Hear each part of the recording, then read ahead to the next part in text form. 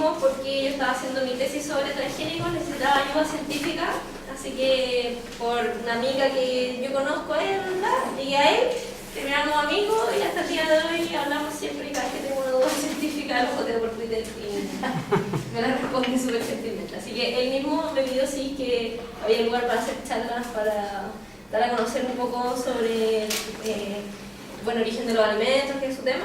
Y como es muy inteligente con esta carrera, por supuesto, invitadísimo, así que aquí está. Gracias. Ya. La historia que les voy a contar hoy día yo es como la pastillita de Matrix, ¿ya? La pastillita de la realidad, tal cual. Y la idea es que podamos crear una discusión, entonces vamos conversando, y ustedes tienen preguntas, levantan la mano, y yo les contesto. Tengo la tendencia a hablar muy rápido y tomo mucho café. Así que si en un momento voy muy rápido para mí saber más tranquilo. ¿Estamos? Está, súper. Yo les voy a hablar de agricultura y el origen de la comida, ¿ya? Pero este tema requiere, para poder entenderlo bien, un contexto, ¿ya? Es una especie de sensibilidad, ustedes quieran. Y esa sensibilidad tiene que ver con varias cosas que están muy arraigadas en la cultura en general, ¿ya? Que tienen que ver con la forma como enfrentamos los problemas y la realidad. ¿Qué he hecho? Un casco vikingo. Un casco vikingo. Es un casco vikingo, ¿cierto? Sí. ¿Están todos de acuerdo? Sí. ¿Cierto? Sí. Ya. Todos en esta sala tienen claro que eso que está ahí es un casco vikingo. ¿Cierto? Ya. No existe absolutamente ninguna evidencia que diga que alguna vez los vikingos usaron este tipo de casco. Ni una. ¿Ya? Yo estuve en Noruega hace 4 meses en un congreso y fui al Museo Vikingo de Oslo. Y lo que fui a ver fueron todas las cosas relacionadas con la cultura vikinga. Y hay un letrero dentro del museo que dice: los vikingos jamás usaron estos cascos. Nunca. Pero todos ustedes saben que los vikingos sí usaron estos cascos. ¿De dónde salió esto? Es una construcción cultural. Es parte del diseño de vestuario de la ópera del Anillo Nibelungo de Wagner. Y la primera vez que se presentó, el vestuarista se le ocurrió, sin un buen detalle, que los vikingos de la obra llevaban un casco con cuernos, ¿ya? Que después eran populares estas tiras cómicas de abajo, y Asterix, por ejemplo. Pero de ahí viene, o sea, la invención de que los vikingos usan cascos con cuernos no está relacionada con el hallazgo arqueológico o con historia, es un invento cultural, tiene 150 años, ¿ya? Pero en esta sala todos, incluso yo hace 4 meses atrás, sabíamos que los vikingos usaban cascos con cuernos, y eso no es verdad, ¿ya? Esa es la primera cosa. Hay un montón de cosas que nosotros sabemos y damos por ciertas, y en realidad no hay ninguna evidencia para eso. La segunda tiene que ver con esto, que estaba muy de moda. Ese mono que también ustedes salió en un diario en 1800 en Inglaterra, en Londres, ¿ya? Y es una caricatura satírica, y aquí aparece este caballero, que es el doctor Edward Jenner.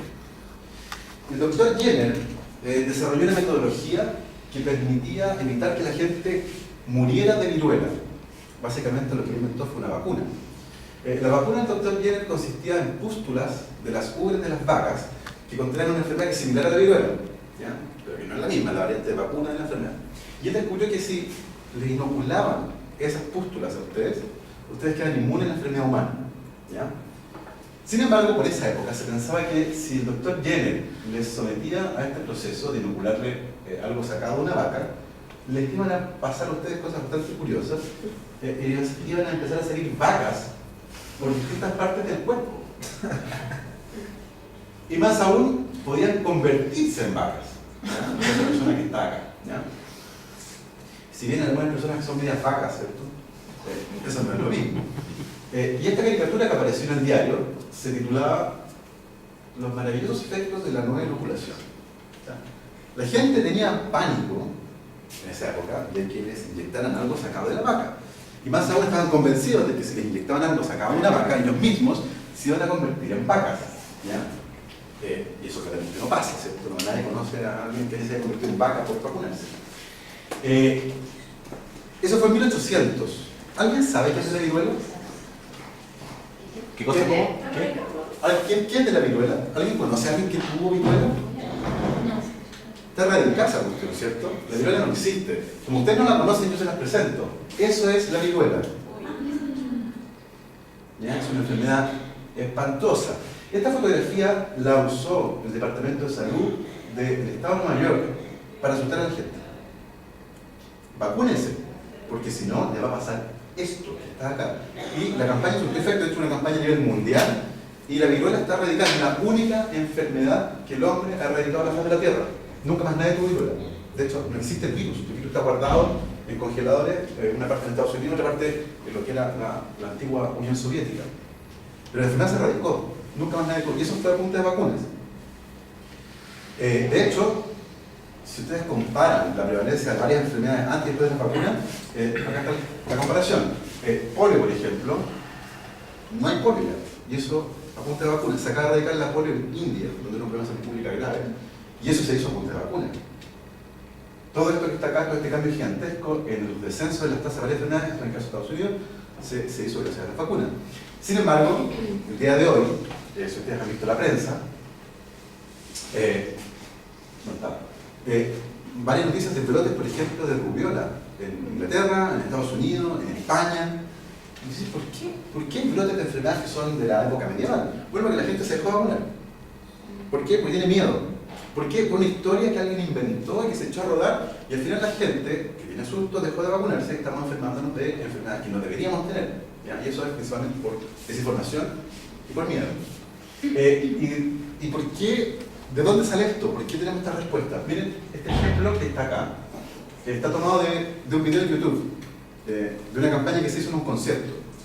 Llegaron unos activistas con una solicitud para que la gente en el concierto firmara una prohibición para un compuesto químico, ¿ya? Que era el monóxido de dihidrógeno, o DHR. Y le dijeron a la gente varias cosas sobre esta sustancia para convencerlos de que firmaran este escritorio para prohibirlo. Le dijeron que era una sustancia muy abundante en ríos, mares y lagos, que solo el año 2004 esta sustancia había matado a casi 400.000 personas en el mundo. Era una sustancia muy peligrosa. Esa sustancia que en estado gaseoso puede provocar severas quemaduras. Además, es el principal componente de la lluvia ácida y es usada por la industria nuclear para enfriar sus centrales. Con esa información, todo el mundo firmó la solicitud para prohibir el monóxido de hidrógeno. ¿Ya? ¿Tú hubieras firmado? ¿Con esa información? Sí. Sí. ¿Alguien no hubiera firmado con esa información? ¿No? ¿Saben lo que es el monóxido de hidrógeno? No. OH2. No. Agua. Todo lo que está aquí es cierto. Ustedes cocinan, el agua en estado gaseoso quema, ¿no? El vapor. El año 2004 efectivamente hubo 400.000 muertos que murieron ahogados. Eso es una inhalación accidental de agua. El agua es muy abundante en ríos, mares y lagos. El agua es el principal componente de la lluvia ácida. Y el agua es usada por la industria nuclear para enfriar centrales. Todo lo que está acá es verdad.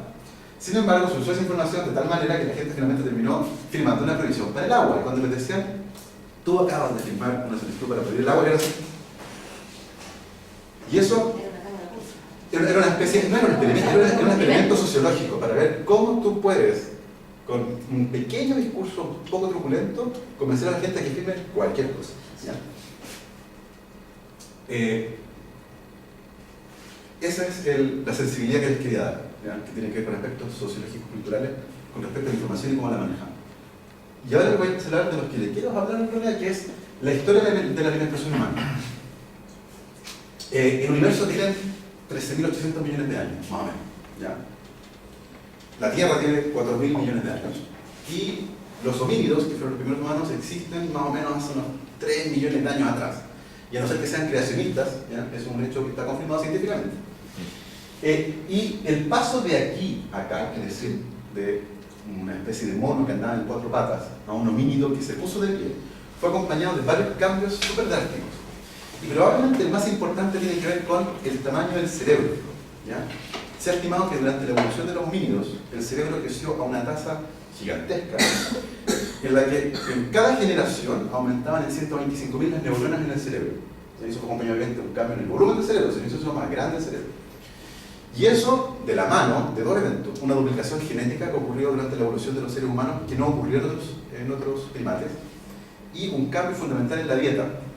Empezamos a comer carne. Y un descubrimiento fundamental asociado a la ingesta de carne: el fuego. El fuego permitió comer carne ya no cruda, sino que cocida, y eso permitió aumentar la cantidad de carne, porque no puede comer mucha carne cruda, se enferma. Y además la carne cruda conlleva enfermedades. Y por lo tanto, quienes dominaban el fuego y sabían cazar, comían carne cocida, comían muchas más calorías que el resto, y eso permitió que desarrollaran un cerebro más grande. ¿Ya? Eso fue clave, eso fue un quiebre en la historia evolutiva de los humanos. ¿Ya? En esa época, nuestros ancestros, que estaban recién diferenciándose un poco de los animales salvajes, vivían muy parecido a lo que conocemos nosotros como naturaleza tipo Nat Geo. ¿Ya? Ustedes salían a cazar su almuerzo. ¿Ya? De hecho, ustedes tenían que tirarse arriba del animal y morderlo hasta matarlo. ¿Ya? Y así vivíamos, éramos animales, o somos animales. Eso es lo que se conoce como la naturaleza de dientes y caras rojas, sabían salvaje. ¿Ya? Eso ocurrió cuando el hombre vivía en un periodo como cazador y recolector.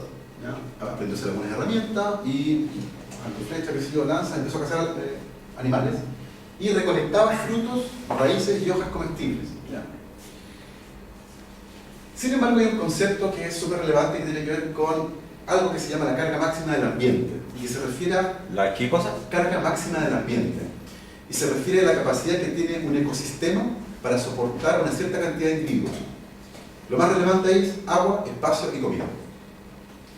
El problema es que el ambiente puede soportar a un número máximo de individuos, porque después de eso no hay comida para todos, no hay espacio para todos y no hay agua para todos.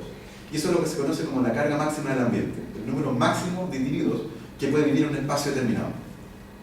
La única especie que ha vivido en este planeta, en toda la historia del planeta, 4.000 millones de años, que ha logrado modificar la carga máxima del ambiente, somos nosotros. Y lo hicimos gracias al invento, hace unos 12.000 años atrás, de dos cosas, la agricultura y la ganadería. Y eso permitió que ya no recolectábamos lo que había, sino que empezamos a cultivar lo que queríamos. Y por lo tanto el hombre intervino la naturaleza, la modificó y empezó a cultivar su alimento en vez de ir a cazar, ¿cierto? Y gracias a eso, ninguno de ustedes se veía a cazar su almuerzo, ¿cierto? O lo compraron o lo cocinaron, pero básicamente en algún momento compraron ingredientes. Nadie salió a la selva, se voy a cazar igual, ¿no es cierto? Y volvió a cultivar la rata. Todos compraron, ¿cierto? Algo que alguien más cultivó. Y eso marca lo que se conoce como la revolución del neolítico. Pasamos de esto, ¿cierto? De ir a cazar animales, a criarlos. Eso ocurrió en el creciente fértil, en Mesopotamia, en esta región que está acá. Ahí nació la agricultura. Y evidentemente esta revolución, que es una revolución cultural y tecnológica, fue acompañada del desarrollo de herramientas. Ya aprendimos a labrar la tierra, a sembrar semillas, a cuidarlas y a procesarlas. Probablemente esa es la más importante revolución cultural que existió en toda la historia de la humanidad, la invención de la agricultura y la ganadería, que permitió sostener un número mayor de habitantes en este planeta. Ahora, cuando el hombre decidió qué plantas empezar a cultivar, se enfrentó con un problema muy grave. ¿Ya? Si yo tengo un ecosistema y hay un incendio, donde hay conejos, bichos, plantas, qué sé yo, y hay un incendio, ¿qué hacen los animales? Arrancan. ¿Qué hacen los árboles? Se queman, no pueden sacarse las raíces y salir corriendo. Las plantas carecen de la capacidad de desplazarse. ¿Ya? Y eso tiene implicancias súper importantes con respecto a los depredadores. Si hay un depredador, los animales arrancan. Si están en África, por ejemplo, y hay un animal y luego que viene un león, ese animal realmente va a arrancar, ¿cierto? Si no arranca, se lo comen. Las plantas no pueden hacer eso. Las plantas tuvieron que inventar otra estrategia para defenderse de los que se las querían comer. Una es, por ejemplo, tener espinas, y eso desalienta a los que se las quieren comer. Pero las plantas son más sofisticadas y más malvadas. ¿Ya? E inventaron otra estrategia para desalentar a los que se las querían comer. Los envenenan. Eso que ven ustedes acá es un muy lindo jardín, pero si ustedes salen acá y se comen cualquiera de las plantas que está ahí, es muy probable que terminen intoxicados, porque las plantas son venenosas. ¿Ya? Me dirán, oye, qué exagerado el profe, ¿cómo eso? Son terriblemente venenosas. Esta es la entrada a un jardín botánico en Inglaterra. Estas plantas pueden matar. ¿Ya? Eso no es broma. Puse solo 4 ejemplos. La digitalis, que produce ese compuesto que está ahí, que es una toxina que actúa a nivel cardíaco, ¿ya? Produce alteraciones en el metabolismo del corazón. Los oleandros, que son plantas muy usadas en decoración, producen esta cosa que está acá, que es la oleandrina, que también produce severos efectos fisiológicos. Este es uno de mis favoritos, el rododendro, que es una planta súper común, produce esta cosa que está acá que se llama granulatoxina. Esa cosita que está ahí es producida en las flores del rododendro. Y las abejas hacen miel con el néctar del rododendro que está muy enriquecido en esto. Esa miel se llama miel loca. ¿Ya? Y fue la primera arma biológica usada en la historia. A los romanos les dejaron frasquitos con miel loca durante una invasión y se la comieron. Y esa cosa que está ahí los dejó para la historia. Produce temblores en las piernas, debilidad, se caían los soldados, no voy a seguir avanzando, sudoración, y produce un efecto que es impresionante. El corazón pasa dos cosas cuando está alterado: taquicardia, ¿cierto?, que va más rápido, o bradicardia, que va más lento. Esa porquería que está ahí hace las dos cosas al mismo tiempo. Una mitad del corazón va más rápida y la otra va más lento. Esa planta que está ahí, ¿la conocen o no? El famoso manto de Eva, que es súper típico en los jardines. Yo conozco a un amigo que cuando era chico se comió una ensalada de esta planta. Estaba jugando en el jardín y no se me ocurrió nada mejor que cortarla y me comí una de estas cosas. La terminé en la boca, lavado el estómago, espuma en la boca, lengua hinchada, porque tiene oxalatos de calcio, que si bien no son mortales, son súper tóxicos, y esta cosa es justamente evitar que los bichos se las coman, ¿ya? Las plantas se defienden, y como no pueden arrancar, los envenenan, ¿ya? Entonces la pregunta es, ¿de dónde salió que los comemos? Bueno, al principio, naturaleza manda, los más débiles, los que estaban enfermos, era como, oye, esa plantita, ¿por qué no lo hay? Y claro, se la comían, y después, oye, no sé cómo comer esa, la de hoja roja, no. Así empezamos, ensayo error, y obviamente se verificaron los más débiles. Hay otras que son ya muy conocidas. Esta es una de mis favoritas de la vida. Este es un porotito, un humilde poroto, que se llama castor bean, ¿ya? O el poroto del ricino también se llama. Produce esta sustancia que está acá, que es una pequeña proteína que se llama ricina. Y la ricina es una de las toxinas más potentes que se conoce. Es mortal. Fue usada profusamente en la Guerra Fría. La estrategia favorita era poner una pequeña jeringa en un bastón. Y iban caminando por la calle y cuando pasaba el espía que querían echarse, le mandaban un bastonazo en el talón. 3 días después, estaba muerto. Ricina. Tremendamente tóxica. Se hizo muy popular gracias a una serie de televisión Breaking Bad. que se llama Breaking Bad. Sí. En Breaking Bad, Walter prepara 2 veces ricino para echarse a sus enemigos, nunca lo usó. No. Pero mucha gente aprendió ahí que el ricino era muy tóxico. Y ustedes dirán, bueno, qué bueno que yo nunca he comido esto. Si han comido esa planta, pero un derivado de la planta, no se asusten. Si se comen el poroto, no tienen acá. No estarían en otra parte. ¿Han comido eso? Sí. Sí, claro, casi todos han comido eso. ¿Ustedes leen las etiquetas? Uy. A veces. Pobre ricinoleato de porque esa cosa que está ahí está preparada de esta planta, pero no del poroto, se prepara de la hoja. La hoja no es tóxica, la toxina está dentro del poroto. Por eso que este poroto no se come, ¿ya? Porque es súper tóxico. De hecho, los porotos, además de esta toxina, tienen otra que se llama alfa-glutamina y produce severos problemas gástricos. Esa es una de las razones por las que los porotos se remojan y el agua del remojo se bota porque está con la toxina. De hecho, los porotos rojos, que no son muy populares en Chile, son súper ricos en eso. 10 porotos y están en el baño 3 días, ¿ya? Muchos síntomas intestinales. ¿De dónde sale lo que comemos? De los puntos negros en el mapa. Todas las plantas, o la inmensa mayoría de las plantas que cultivamos y comemos el día de hoy, se dieron de estos puntos que están acá. ¿Hay algún punto negro en Estados Unidos? No. ¿Y la agricultura existe en Estados Unidos? Sí. Nosotros tomamos las plantas y lo que hicimos fue domesticarlas. Elegimos las plantas que no nos mataban, las que eran más o menos nutritivas, y esas plantas fueron domesticadas y fueron sacadas de sus hábitats y puestas en otras partes. La historia de cómo ocurrió eso va acompañada de profundos cambios en los cultivos, y eso es la parte central de esta charla. Ahí tienen 3 plantas que ustedes comen casi todos los días. ¿Qué? ¿Cierto? ¿Qué es eso? ¿Alguien sabe lo que es eso? ¿Qué es la rúcula? ¿De qué familia de planta viene? De la verdadera. Esa cosa que está ahí es la mamá de la lechuga. Las lechugas no se comían. La semilla de la lechuga se usaba para sacar aceite. Los primeros en comerse la lechuga fueron los egipcios. Y empezaron a cultivar variedades de lechuga. Pues esta planta que está acá, es de hoja dura, es bastante amarga y es media tóxica. Usaba la semilla para hacer aceite. ¿Por qué apareció de repente esto que está acá, que es tan distinto a eso que está allá? ¿Cierto? Eso que está ahí son cambios que han ocurrido a nivel genético, porque las plantas están vivas, ¿cierto? Y tienen genes. Son cambios genéticos que han ocurrido en los vegetales y el hombre los seleccionó. Lo que ustedes están viendo ahí no es selección, no es Darwin, no es evolución. Es otra cosa que se llama selección artificial. Hay una serie de televisión que se llama Cosmos, no sé si la han visto. ¿Ya? ¿Tú la has visto? Sí. ¿Ya? Cosmos es una serie muy antigua que hizo un señor que se llama Carl Sagan en los 80, y ahora es nuevo. La está haciendo un alumno de él, que se llama Neil deGrasse Tyson.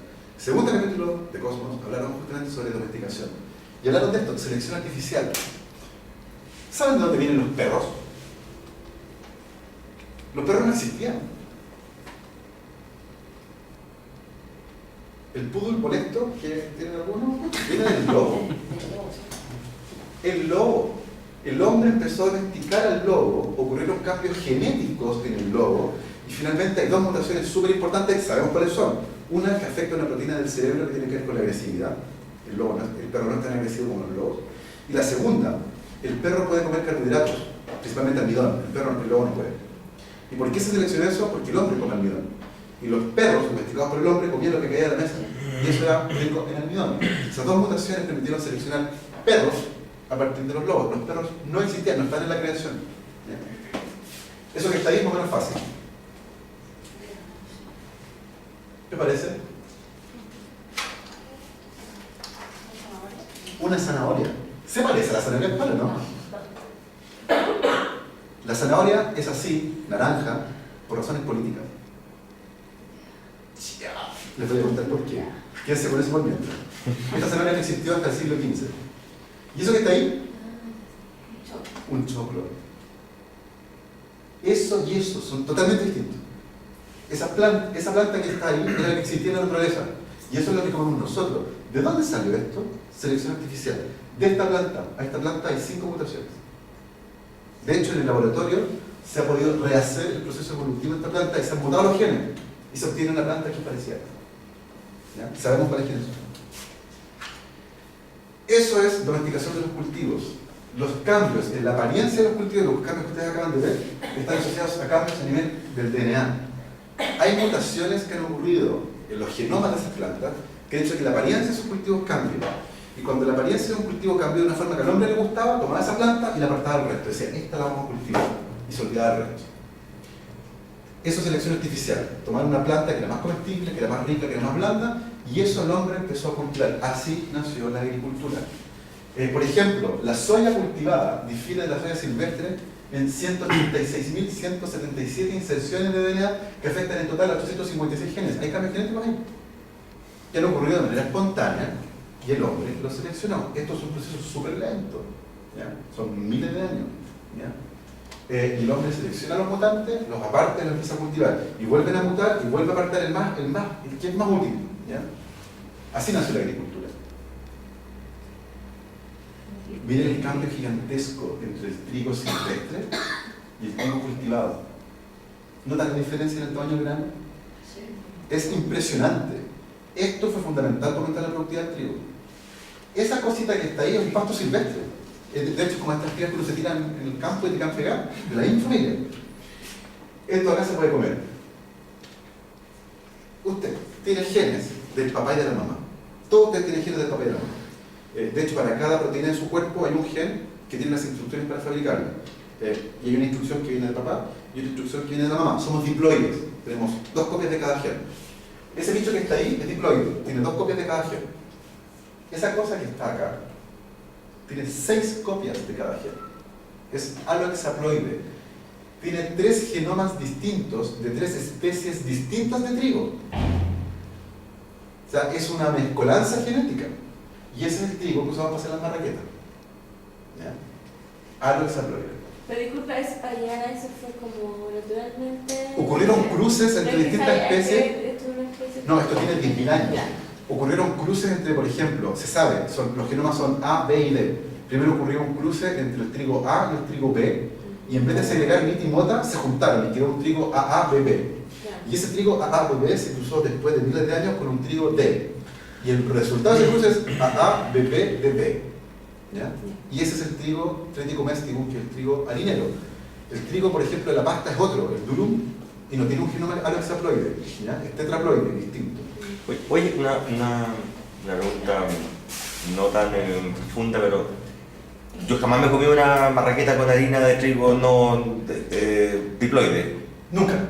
No sé. No, nunca. Ah, ya. No se puede usar, no se cultiva. Este trigo que está acá, ese no se cultiva, porque rinde muy poco. Sí, pero la pregunta es, ¿cómo sería, o sea, qué diferencia habría entre una marraqueta natural y otra artificial? Las proteínas son distintas. Por ejemplo, hay proteínas del trigo que están involucradas con el proceso de amasado. La elasticidad de la masa, el gluten, por ejemplo, porque todos conocen el gluten, ¿cierto? La gliadina y la gliadina son proteínas que le dan esa cierta elasticidad a la masa que acá no están presentes, son proteínas distintas. Y amasar esto es imposible, por ejemplo. Entonces, rinde poco y la calidad del grano es distinta. ¿Ya? ¿Y el sabor? El sabor no viene por ese lado, el sabor viene por otras cosas. Por ejemplo, si tú le echas sal al pan, sabe totalmente distinto a si le echas sal al pan, ¿no? Entonces tú puedes modificar el sabor sin necesidad de, por ejemplo, cambiar el tipo de trigo que estás usando, puedes cambiar otros ingredientes.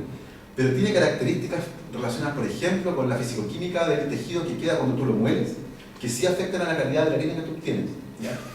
Y eso asociado además con los rendimientos, porque una hectárea de esto, si tú lo pasas a quintales de harina, rinde mucho menos que una hectárea de esto pasada a quintales de harina. Esa es la razón por la que ahora se cultiva este trigo y no ese, porque tú tienes que gastar agua, fertilizante y tierra, quieres rendir y quieres obtener la mayor cantidad posible de harina. Bueno, es decir, no es ese. ¿Ya? El trigo de la pasta, por ejemplo, no es este, porque las características de esa harina son distintas. El trigo de la pasta es otro que se llama Triticum durum, que tiene otro marco genético, de hecho es tetraploide, no es alohexaploide, no es el trigo de la harina marraza de marraquetas, es otro trigo totalmente distinto. Y si tú tratas de hacer fideos con esa harina, no te va a pegar nunca, no va a poder generar nunca un fideo de buena calidad. ¿Ya? Y cuando lo cuezas, en vez de quedar con forma, se va a deshacer, por ejemplo. Esas son las cosas que uno va seleccionando a medida que va obteniendo tus cultivos nuevos. Yo les hablé ya de mutaciones. Esto fue el cambio que ocurrió en la planta que se llama teosinte. Y esta es la planta de maíz que empezaron a cultivar los aztecas. De esta planta a esta planta hay 5 mutaciones. Y hay varios cambios bien aparentes en la planta. Fíjense que esta planta de acá tiene un tallo principal y varios tallos laterales. Esta planta que está acá tiene un puro tallo. Y además esta planta tiene en cada tallo una mazorca muy pequeñita y una panícula con polen. Este tiene un puro tallo, una panícula de polen aquí arriba y 2 mazorcas bien grandes. La diferencia es que se produce esto que está acá versus eso que está allá. ¿Qué es eso que está ahí? Es el fruto que deriva de los ovarios, ¿cierto?, de la planta de maíz, y cada uno de estos granos de choclo es un óvulo fecundado. Cuando ustedes comen choclo cocido, si lo aprietan, será una cosita amarilla chiquitita, ¿cierto? ¿Saben lo que es eso? El embrión del choclo. Ese es el embrión del choclo. ¿Y saben lo que son los pelitos del choclo? Oh, es una parte de...